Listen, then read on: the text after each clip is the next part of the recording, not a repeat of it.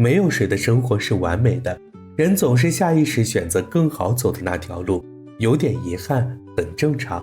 光影23事，成年人的睡前小故事，我是阿月，每天为您带来最温暖的电影故事，一起来看走走停停。故事开始前，别忘了点击右下角的订阅按钮，让阿月的声音陪伴你每一个晚上。吴迪作为一名编剧，进过无数次北京的电影院，可没有哪一次的大荧幕上会出现他的名字。而吴迪在北漂的10年里，名堂没做出来什么，创意倒是被剽窃了不少，稿酬也总是被人拖欠，但真要去维权的时候，他又只敢唯唯诺诺躲在背后和身边之人发发牢骚。所以吴迪尽管已经到了35岁的年龄，却还要和人合租，挤在一间小屋里。在又一次从电影院出来后，吴迪和女友熟练抱怨起这部电影偷了他多少点子，女友眼里的不耐烦却要溢了出来，永远觉得是别人在害你，从不反思自己的问题。叫什么无敌啊，不如叫无能好了。他当初真是瞎了眼，竟然会觉得这种窝囊废是个潜力股。于是在一个早晨，女友毅然决然说了分手，而合租室友也要回老家发展。看着瞬间空荡荡的小屋，想起这10年的北漂生活，吴迪顿时泄了气，干脆我也回老家算了。妈当年不是说过吗？如果感觉累了就回来吧。可当老吴看见儿子拎着大包小包出现在家门口时，就像是看见了鬼一样不可思议。不是已经在北京待了10年吗？怎么突然回老家这个小县城了？回家的这顿饭吃得并不舒心，桌上没有相聚的喜悦，只有一种难以言喻的尴尬。吴迪称自己回家是因为北京空气干燥，东西不好吃，人多，交通也不方便。可他怪来怪去，就是不从自己身上找原因。毕竟当年雄心壮志说去北京的是他，如今灰头土脸溜回来的也是他，他也是要面子的嘛。老吴却忍无可忍，板起一张脸指责吴迪的眼高手低。当年要是听自己的，老实在家这边找个稳定工作，现在肯定都做上中高层了。女儿无双闻言忍不住怼了他一句，自己开了10年出租，现在不还是在开出租？老吴被女儿这句话噎得半天都说不出话，而一想到儿子又愁得睡不着觉。这俩孩子怎么哪个都不省心？但相较于老吴的激动，他的妻子美玲情绪一直都是淡淡的。尽管美玲也觉得儿子留在北京会更好，可既然已经回来了，家里也不差多他这一双筷子，只要他能吃能睡，平安健康，自己这个当妈的也就知足了。而吴迪回来的第2天就开始四处奔波找工作，可他的简历毫无竞争力，加上他35岁的年龄，又是职场招聘的大忌，遭遇了接连数天的碰壁。这期间老吴是看在眼里，急在心里，再怎么恨吴迪不成器，那都毕竟是自己的儿子，让他这么家里蹲也不是个事。老吴只好拉下脸，备上高档白酒，去求人给开个后门，把儿子塞进他们单位里。等待消息的这天，吴迪被母亲安排去领免费鸡蛋，而他一个年轻人混在满是大爷大妈的长队里，本就觉得有些难为情，只好低头不停地刷手机来掩饰尴尬。这时耳边响起一声呼唤，吴迪循声望去，发现来人竟是自己高中时暗恋的班花柳柳。两人距今已有10几年未见，可再相见时，吴迪的心跳还是漏了一拍。柳柳如今是本地电视台的一名记者，他问起吴迪怎么回老家了。吴迪不愿在喜欢的女孩面前丢了面，便故作轻松，称自己是在 gap 韬光养晦休息一段时间，下个月的同学聚会还不一定有时间去呢。柳柳却一眼看出了他的窘境，什么 gap 不 gap 的，水往低处流，人往高处走，能从大城市回小县城，无非就是混不下去了嘛。但柳柳没有选择揭穿，人都有难处的嘛。而且吴迪的出现给了他下一部纪录片选题的灵感。为了工作，柳柳主动拿出手机与吴迪交换了联系方式。吴迪本在为遇见柳柳而高兴，可回家吃饭时，看着父亲满面春风的模样，他又战战兢兢了起来。吴迪知道父亲笑是因为老友帮他办成了事，而自己害怕是因为自己推掉了这门工作。因为吴迪思来想去还是想继续追求他的创作梦。老吴闻言，笑容顿时凝在了脸上，气得要摔碗泄愤，但碗筷都被女儿妻子提前撤走了。紧接着在他掀桌的瞬间，无双又眼疾手快爬上桌子，这才避免冲突升级。吃完饭后，美玲拉上儿子陪自己去超市购物。她其实无所谓儿子有没有拒绝，毕竟以她对吴迪的了解，这孩子有点喜欢天马行空，那种枯燥的工作他本来也做不长。这时美玲认出对面那人是吴迪的小学同学，听说对方如今在学校做老师，孩子都要上小学了。吴迪闻言不屑地切了一声，这种人表面光鲜亮丽，本质还是房奴和孩奴，有什么好羡慕的？可他却背过身，生怕被老同学瞧见。美玲看着缩在角落装作是检查保质期的儿子，心中泛起了一丝心疼。而美玲每次来超市最喜欢做的事就是躺在按摩椅的样机上享受几分钟。吴迪随口问了下价格，可他一听说要5000，便赶忙推着购物车离开了。走出超市后，吴迪收到柳柳发来的消息，两人约在一家小炒店见面。这里是他们上高中时班里同学都爱来的一家小吃店。柳柳想起班里另一个在北京的同学，如今已是一家私募基金的副总裁。吴迪忍不住长叹一口气，从金融写字楼里看到的北京和从出租屋里看到的北京其实是两个城市。可他现在已经回来了，就不想再去考虑那么多。但令吴迪没想到的是，当年在班上那么耀眼的柳柳，现如今的生活也不算如意，离了婚，独自带娃，上班为了选题熬夜加班，下班还要回去照顾儿子。吴迪不禁生出同病相怜的感觉。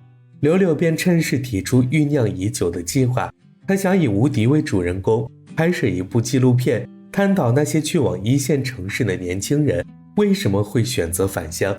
面对喜欢之人的邀请，吴迪自然是一口答应。为了面子，他特意事先找母亲要了2000块，想在镜头前演绎出母慈子孝，说这是自己孝敬母亲的。可在拿给美玲时，他又单独扣下了500。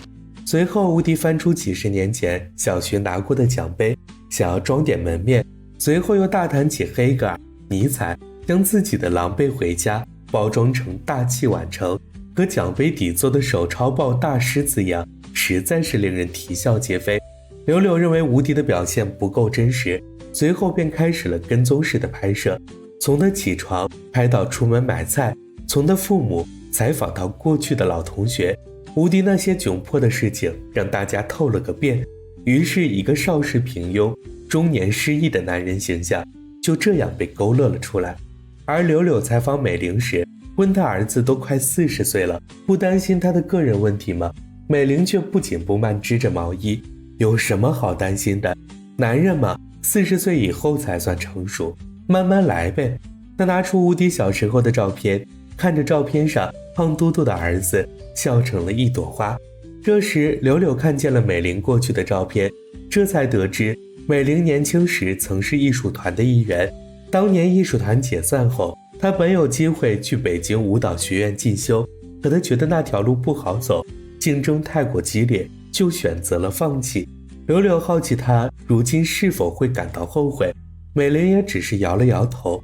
没有谁的生活是完美的，人总是下意识选择更好走的那条路，有点遗憾很正常。而台长看过柳柳粗剪出来的片子，连连摇头，这家人普普通通，没什么特点。至于那个吴迪，更是个无业游民，天天躺家里混日子，既不成功也不励志，这种东西拍出来谁看呢？而柳柳坚持吴迪的形象是当下很多人的缩影。吴迪处于一个停滞期，暂时不知道自己想做什么，能做什么，绝对能引起观众共鸣。不过台长有一点说的没错，一个只会颓废的男人不值得用一整部纪录片来记录。柳柳便想拍下吴迪的改变，正巧他得知吴迪手里有个刚写好的剧本，叫做《似是故人来》。情节大纲就是有丈夫的女主为了追求心中真正的所爱，勇敢迈出那一步，与男主最终在一起。柳柳便建议吴迪将这个剧本拍成电影，人手设备自己这里都可以提供。而摄影曹哥是个资深迷影，早就有拍电影的想法了，什么跳轴、固定机位、长镜头，他几乎在瞬间就想明白了该怎么拍这部电影。至于纪录片的拍摄，交给柳柳就好，三人一拍即合，找演员的找演员，改剧本的改剧本。而人一旦对未来有了期待，连坏掉的窗户都愿意修了。吴迪一改往日懒散，拿出500块换好了纱窗，美玲却担心起电影的费用。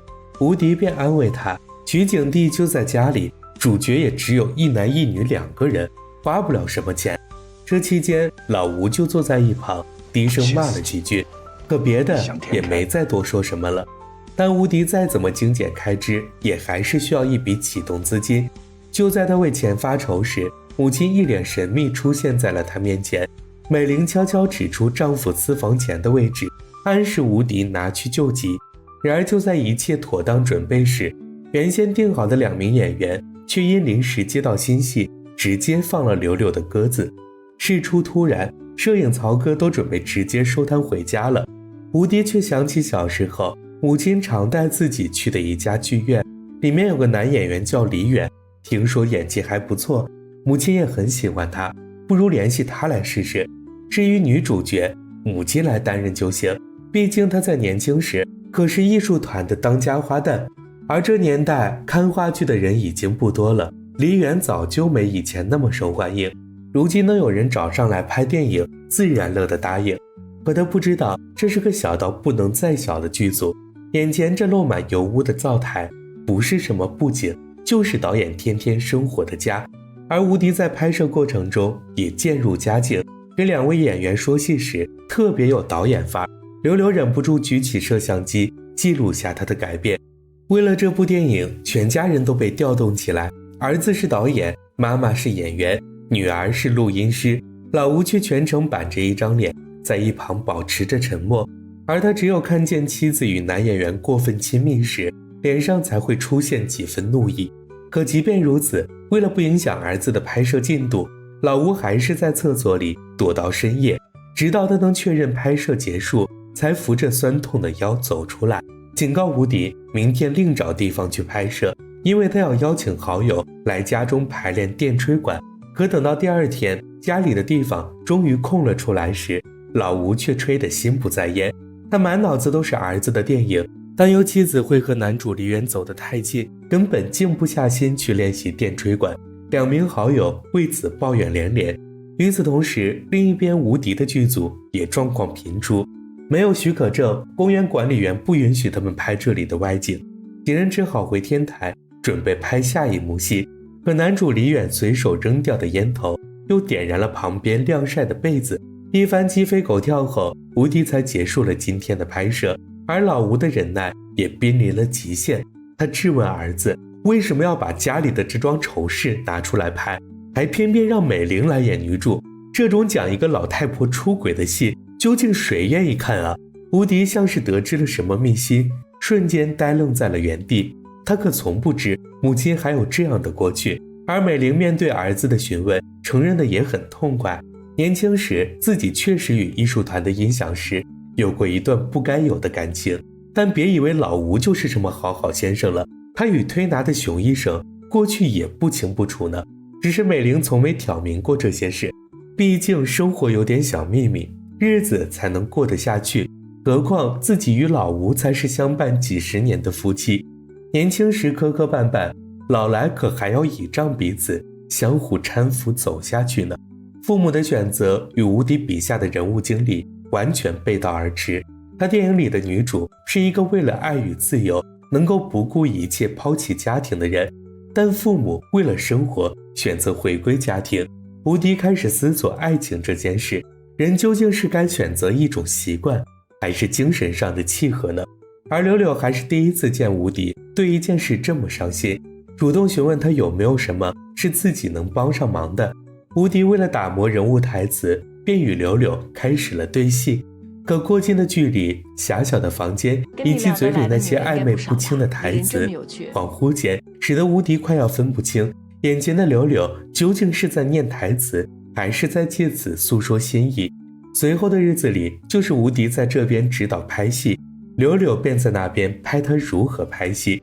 吴迪为了一个场景会与李远争执不休，可每当柳柳拿出镜头想记录这一幕时，吴迪和李远就像商量好似的，瞬间开启表演模式，变得客客气气，直到柳柳离开，两人才恢复针锋相对的状态。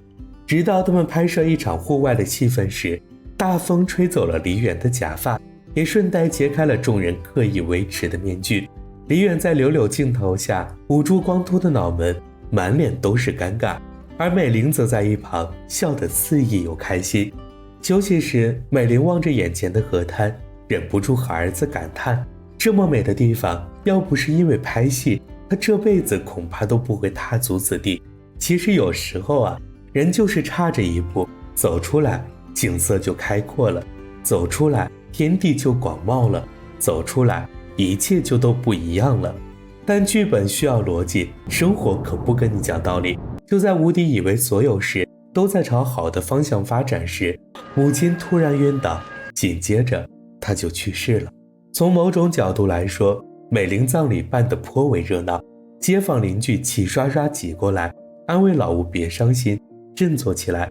毕竟家里的2个孩子都没成家，而他们恰好认识适龄女孩，能给小吴做婚配。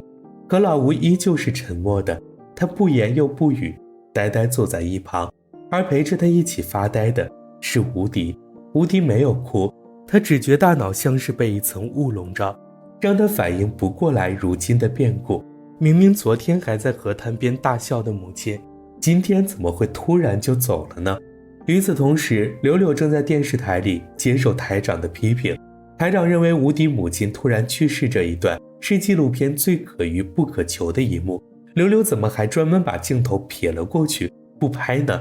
要知道，纪录片的导演要是对拍摄对象投入太多感情，就很难做到客观的记录。可在柳柳看来，他先是个人，随后才是导演，他做不到拿他人的苦难当作博取眼球的噱头。所以最终的处理结果就是柳柳被停职了一段时间，纪录片后续的制作则全权交由台长自己负责。柳柳离开电视台后，便去吴迪家中祭拜了美玲，而吴迪则在阳台上抽起了一根烟。母亲去世后，他总是能在熟悉的场景里于不经意间听到熟悉的声音，但吴迪知道那不是幻觉，那是他思念母亲的记忆锚点。因为眼前大片盛开的三角梅是母亲生前最爱的花，而美玲走后，吴迪的电影进入了无限期的搁置。但柳柳策划的那部纪录片则于今天在整个地区的电视台播出了，可里面的内容却让吴迪兄妹俩目瞪口呆。台长为了赚取流量，竟使用了蒙太奇的手法，颠倒素材的顺序，将事实真相搅得面目全非。纪录片里的吴迪被歪曲成一个好吃懒惰的失败青年，而那部承载着吴迪梦想助他重新找到人生方向的电影也被贬为一时兴起的冲动之举。更令人愤慨的是，美玲的意外离世被描述成过劳死，罪魁祸首正是为拍摄电影而承担的那些繁重工作。网上顿时掀起对吴迪的口诛笔伐，街坊邻居也都在背后议论纷纷，称老吴家里出了个祸害。吴迪如今不敢出门见人，而他也不敢面对父亲，因为他害怕在父亲眼里看到责备，因为他恐惧真的是拍电影才害了母亲。于是只有在老吴出门买菜的时候，吴迪才会走出房门，在客厅里一遍又一遍观看那部母亲未完的电影。等到老吴回来，他就躲到外面，趁着夜色吃完外卖再回去。而有时恶有恶报，也许只是画本上才有的情节。台长最后竟凭借这部恶意剪辑的纪录片拿下了今年的广播电视奖。被他抹黑的吴迪则还深陷在亲人离世的泥沼中，无暇去顾及这些外界的风波。今天吴迪在超市路过按摩椅时被导购拦了下来，因为导购记得他之前来过超市很多回，一直在等样机打折，如今漾起5折，正是购入的好时机。吴迪却没有回他，只是问他自己能不能也躺一次这按摩椅。随着功率的逐渐加大，吴迪的身体也颤抖了起来，而他憋了数日的泪水也在此刻盈满眼眶。他这个外人眼里的凶手是不能有眼泪的。谢谢按摩椅的震动帮助他哭泣，而这个按摩椅也是他最接近母亲的机会了。子欲养而亲不待，或许就是这世上最无法言说的悲痛。过去他总是忽略与母亲有关的每个生活细节，如今再想拾起那些过往的碎片，又已是天人永隔。样机打折了，那个能用上的母亲却不在了。而在台长获奖的当天，柳柳提交了辞呈。他不屑与手段肮脏的人共事，也想趁机会带着孩子去北京闯荡一番，换个环境，也许会有新的机遇呢。柳柳离开的那天，和吴迪道了声别。吴迪没有理由让他别走，可心底的不舍又做不得假。对话框里的文字删了又打，吴迪最后还是没能鼓起勇气邀请柳柳一起去看音乐剧。就在吴迪对着手机纠结时，他的耳边又响起母亲的叮咛。吴迪记得那是一个阳光灿烂的午后，母亲在煮绿豆水做绿豆冰，而他的手机正在播放《为黛西小姐开车》这部电影。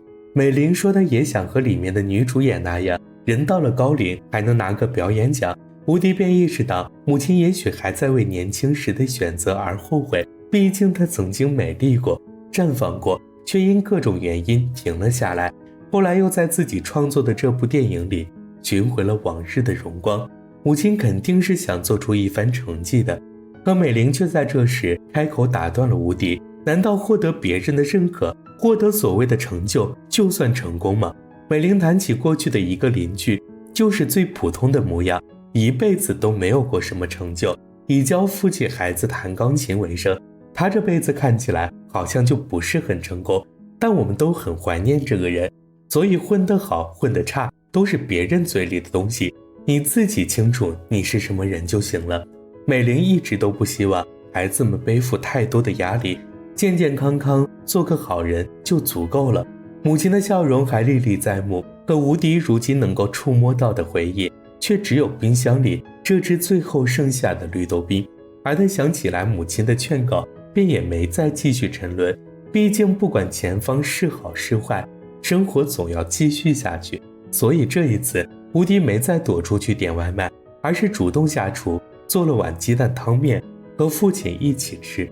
一直沉默的父亲终于开了口，他想知道电影还剩多少没拍，毕竟这是儿子的梦想，他这个做父亲的还是想再尽力托举他一把。补拍的消息放出来，梨园与曹哥纷纷赶来家中。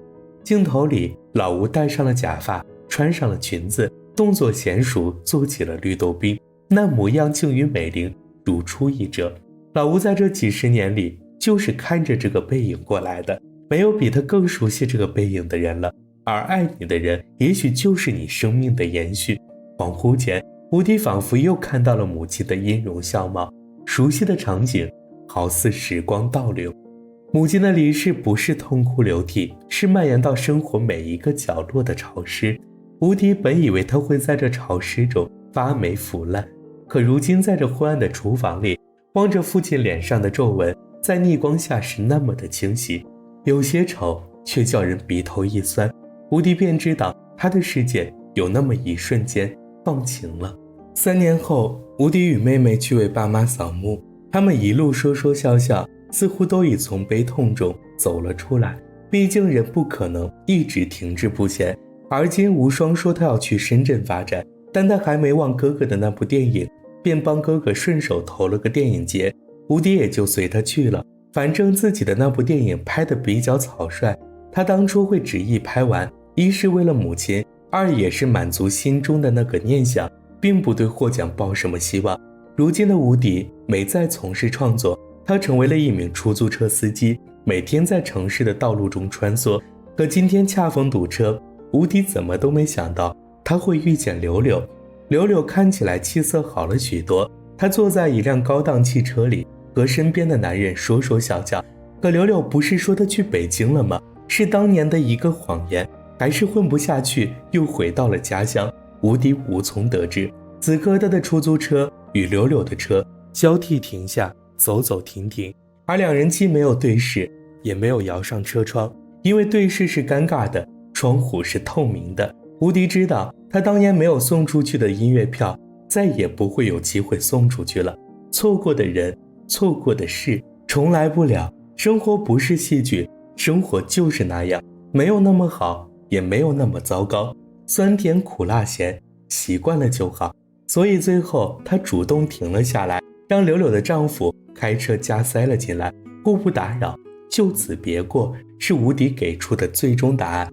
吴迪回到家，望着冷清清的家，打开了电脑，敲下了新剧本的第一行字。当年北漂的时候是一个人，干不下去就回来了，可回来后的几年光景里，兜兜转转，又只剩下了自己一人，生活在充满家庭记忆的老房子里。所以即使走走停停，他也不会再回头去眷恋那些已然逝去的过往，毕竟这就是人生啊，走一走，停一停，自己终要学会独自面对生活，独自朝着未来的方向勇敢前行。全篇完。哦，对了，如果喜欢阿月讲的这个故事的话，别忘了点击右下角的订阅按钮哦，让我们每晚在光影23室相互陪伴。生活总会遇见波折，你会放弃心中所爱吗？电影里，吴迪站在父母的肩膀上看世界，难免会有些自命不凡的清高，所以他推掉了父亲好不容易求来的工作，执意要朝着他的电影梦出发。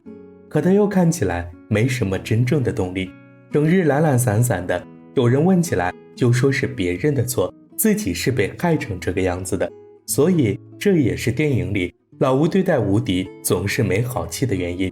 那不是父亲对待儿子恨铁不成钢的愤怒，而是一股无力与伤心。成不成功不重要，重要的是你为了心中的那份爱究竟能做成什么样子。很显然，吴迪的前35年是被懒的，他给自己找了一堆借口。然而当那些借口一一离他远去的时候，他才看清生活的真相，想起了心中的热爱，重新拾起了创作。而像吴迪这样的人，我相信在生活中并不少见。我今年也35岁，这些年里经历了2次起落，但有低谷是很正常的，怕的就是你躺在那里一动也不动了。我如今回望过去的伤痛，俯瞰着那些低谷，惊讶发现在当时记忆里天都要塌下来的东西，如今竟是变得是那么渺小，微不足道。而这起起伏伏的人生教会我的唯一道理，就是永远别忘了心中所爱。如今光影23室已经启用了热推功能，通过台湾朋友们的点击支持，可以帮阿月实现影片的更广泛曝光。具体操作步骤在说明栏中有详细说明，这将有助于我结识更多的观众朋友。阿月在此先行谢过，真诚希望在台湾的您能帮我尝试一下，再一次感谢大家的支持。如果你喜欢我讲述的故事，可以点击观看光影23室的播客列表，这里面分类整理了阿月讲述的近500部电影故事，总有一款适合陪伴您进入甜蜜的梦乡。当然也不要忘了订阅光影23室，这样就能第一时间查看我的最新视频。